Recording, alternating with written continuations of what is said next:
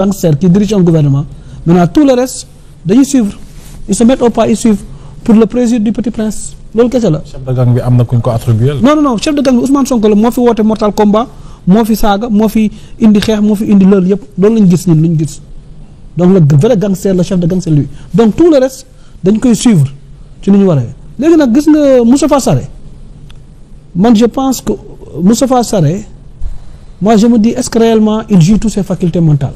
déedwaay. si effectivement parce que nit boo nekkee porte-parole du gouvernement da nga war a am retenue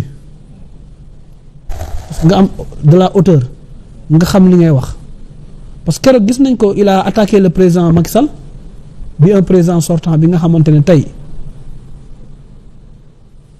buy wax ak normalement Bassirou Diomaye Faye moo war a wax ak moom directement. mooy interlocuteur am directement parce que tamit ci état lañ nekk on lui doit du respect te nit tant que amul lu yoon teg ci kawam am na présomption d'innocence boo xam ne am na ci kawam te je pense que ñëpp dégg nañu lu mu wax ci le président Macky Sall mais ci rythme boobu la nekk tey ba ñu déggaat mu tuddaat un haut fonctionnaire de l'État koo xamante ne tey bu réew mi tey tollee fu mu toll ginnaaw yàlla loxoom mu ngi ci biir muy Mamadou Moustapha Ba parce que il faut que aussi tamit qu'on enseigne les Sénégalais qui est Mamadou Moustapha Ba parce que Mamadou Moustapha Ba n'est pas de l'APR.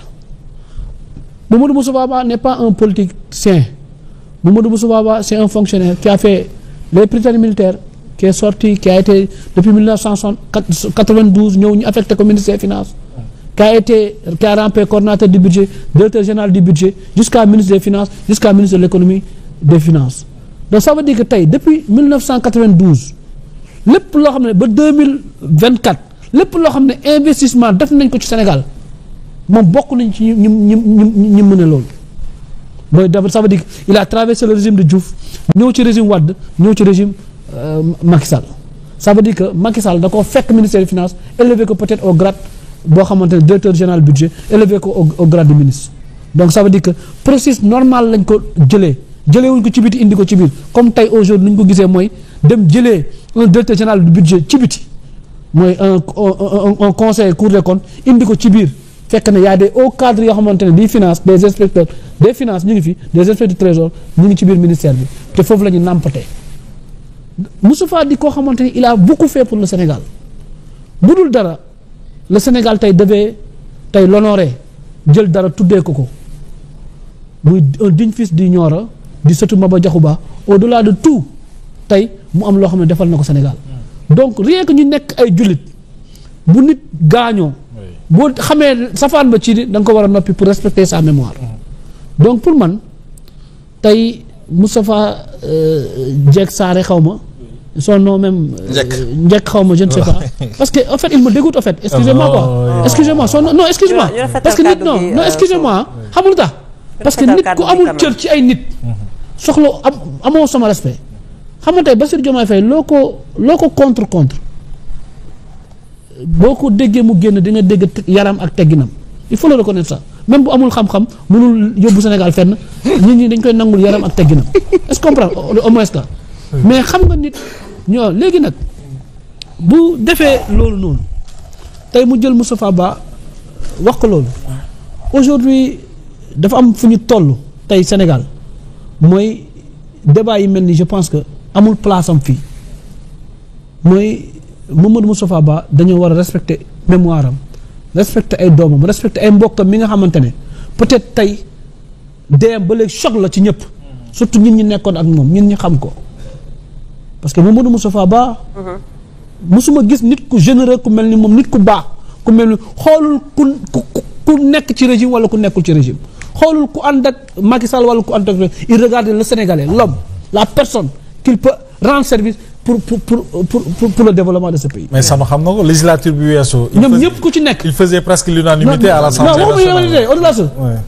même tey ku mel ni par exemple le ministre bi nga xamante ne moo nekk Abass Fall. man am na loo xam ne xam naa ko ci relation ak Mamadou Moustapha Ba. xaritam la. loo xamante defal na ko Abass Fall Mamadou Moustapha Ba mun na am defal ko rakkam yu mu bokkal bàyyi. teraanga ci lépp laa xam ne et je parle sous le compte Abass Fall moom mooy dégg bu baax a baax. ak ñeneen nit yoo xamante waa Pastef lañu am nañu ay problème ay location am problème yu bëri am problème gasoil Mamadou Moustapha Ba jàppale leen dimbal leen te yàlla tax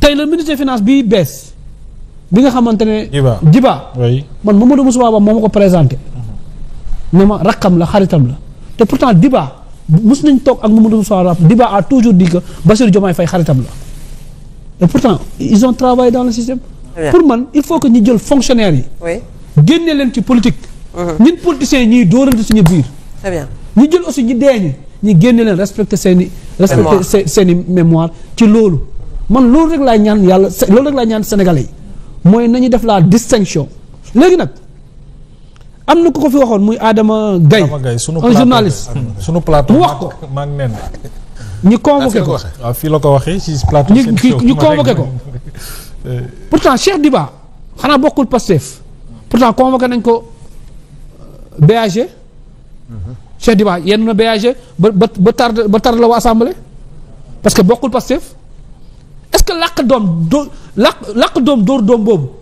est-ce que nekkul encore ci dans le gouvernement ba ci biti encore d'accord parce que Cheikh Diba bu ko yoon soxla dañ ko convoqué en tant que ministre dafa dem wuyu ji mais tey est-ce que jotul le procureur comme enquête bi mu ngi en justice procureur bi nga xamante ne tey nee nañ ko ñun de jàpp nañ ne procureur Pastef la il n'est pas procureur de la République parce que Omar Sow bu waxee lu ndaw mu jël ko dóor ko mandat de dépôt Assane Diouf mandat de dépôt Ardo Gning mandat de dépôt Ablaye Ndiaye mandat de dépôt ak ñoo xamante ne Bah Diakhaté mandat de dépôt tey aujourd'hui on parle de plus de 30 personnes yoo xam ne mandat de dépôt te waxuñu lu tey lu njëkk saale wax maintenant nag c'est clair nous attendons qu'aujourd'hui que le procureur Ousmane Diagne aussi lu ñu ko taggee woon pour son honorabilité il montre aussi aux Sénégalais que il n'est pas là pour que di def kumba am ndey wala kumba amul ndey mooy lan la justice n'a qu'à faire son travail mooy cette affaire là parce que lu mu dafa accuser la France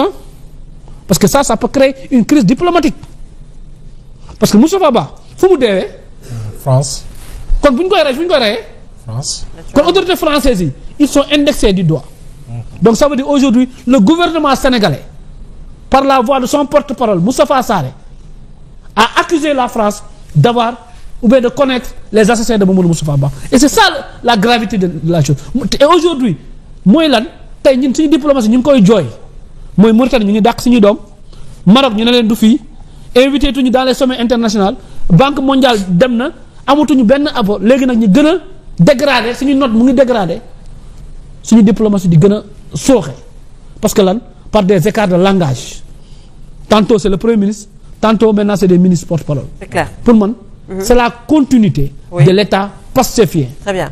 Et c'est Ousmane Sonko qui a montré la voie ba njëkk saare mun cee topp bu toppaat ci léegi nag nous attendons waaw nous attendons le procureur j'ai fait l'occasion c'est un fils de Yeumbeul. Vous attendez quoi? Nous attendons de lui que nous disons que c'est un procureur de Pastef. Il est aux ordres de Pastef. C'est le moment qu'il nous montre qu'il n'est pas aux ordres de Pastef. C'est le moment qu'il nous montre qu'il est le procureur de la République. Ousmane Diagne, c'est le moment qu'il nous montre qu'un ministre de la Justice, le Premier ministre n'est pas ton patron. Parce que c'est un ministère de souveraineté. Encore une fois, parce qu'il faut que nous sachions l'État nous doxe. Ministre de la Justice, ministre des Finances, ministre des Affaires étrangères, ministre de l'Intérieur, ministre des Affaires étrangères, ministre des Finances, ministre de l'Économie, ministre de la Justice, ministre de l'Intérieur, et Affaires étrangères. Ces ministères de souveraineté-là, ils dépendent directement du président de la République.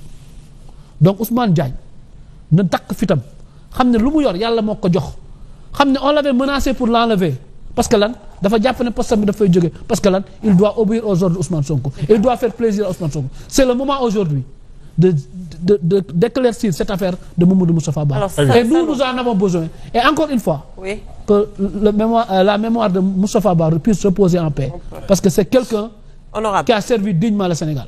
Et beneen aussi fu may tëjee ne il faut que pas que ñuy def amalgame état nu muy doxee parce que dama déglu keroog ñu ne dafa fekk Moustapha Ba dafa dem tëjoo Sonko azalaay ak Diomaye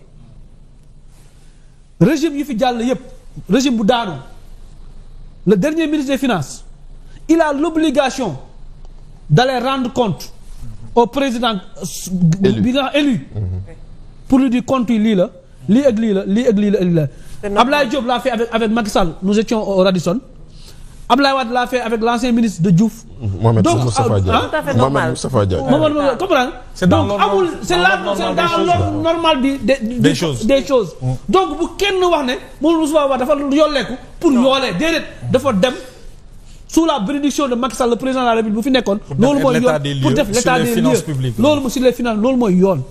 Donc parce que ñoom nag dañoo am tendance ne dafa yolleeku ñëw di boole déedéet. Très bien, c'est clair. C'est dans l'ordre. Alors, honorable, est-ce qu'aujourd'hui, d'accord nga ne que su ñuy yoree yenn fonctions yi notamment ñuy porter aujourd'hui parole au gouvernement dafa am yenn wax avant ñu koy wax peut-être il faudrait que quand même ñu xoolaat ko avant di ko wax ci public.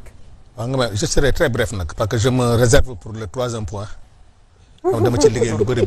je me réserver foofu man mais damay xool bracelet monsieur le ministre. dama xamul dara ngeen am bracelet en tant que opposant yu bees xaw ma sa bracelet bi il faut ma xam bracelet lan la. bi Inde laa ko jëlee pour muslu leen. dama xool ndax Inde laa ko jëlee pour muslu leen parce que da ngeen di jàppaate léegi. Inde laa ko jëlee bi il est aux ordres de Pastef. C'est le moment qu'il nous montre qu'il n'est pas aux ordres de Pastef.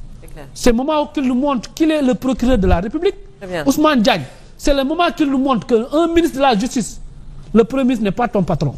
Parce que c'est un ministère de souveraineté. Encore une fois, parce qu'il faut que nous sachions l'État nous doxé. Ministre de la Justice, ministre des Finances, ministre des Affaires étrangères, ministre de l'Intérieur, ministre des Affaires étrangères, ministre des Finances, ministre de l'Économie, ministre de la Justice, ministre de l'Intérieur, et Affaires étrangères. Ces ministères de souveraineté-là, ils dépendent directement du président de la République. Donc Ousmane Diagne, ne tak fitam, xamné lu mu yor yalla moko jox. Xamné on l'avait menacé pour l'enlever.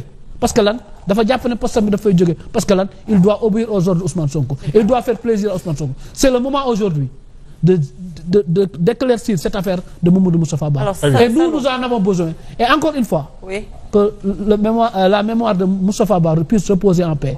Parce que c'est quelqu'un qui a servi dignement le Sénégal. Et bien aussi, il faut me dire, il faut que pas que nous fassions un amalgame. État nous doxé parce que dama déglu kérok ñu né dafa fekk Moustapha Wade dafa dem tëjoo Sonko azalaay ak Diomaye régime yi fi jàll yépp régime bu daanu le dernier ministre des Finances il a l'obligation d'aller rendre compte au président bi nga élu pour lui dire compte yi lii la lii ak lii la lii ak lii la lii la Abdoulaye Diop l'a fait avec Macky Sall nous étions au Radisson. Abdoulaye Wade l'a fait avec l'ancien ministre de Diouf. Mohamed Moustapha Diagne. Tout à fait normal. Moustapha Diagne. Comprendre. C'est dans l'ordre normal des choses. Donc bu kenn wax ne moom Moustapha Wade dafa yolleeku pour yoolee déedéet dafa dem sous la bénédiction de Macky Sall le président de la République bu fi nekkoon. loolu mooy yoon pour def l'état des lieux loolu sur les finances loolu mooy yoon. Donc parce que ñoom nag dañoo am tendance ne dafa yolleeku ñëw di boole déedéet. Très bien, c'est clair. C'est dans l'ordre. Alors, honorable, est-ce qu'aujourd'hui, d'accord nga ne que su ñuy yoree yenn fonctions yi notamment ñuy porter aujourd'hui parole au gouvernement dafa am yenn wax avant ñu koy wax peut-être il faudrait que quand même ñu xoolaat ko avant di ko wax ci public. waaw nga je serai très bref nag parce que je me réserve pour le troisième point. donc dama ci liggéey lu bëri. je me réserver foofu man mais damay xool bracelet monsieur le ministre. dama xamul dara ngeen am bracelet en tant que opposant yu bees xaw ma sa bracelet bi il faut ma xam bracelet lan la. bi Inde laa ko jëlee pour muslu leen. dama xool ndax Inde laa ko jëlee pour muslu leen parce que da ngeen di jàppaate léegi. Inde laa ko jëlee bi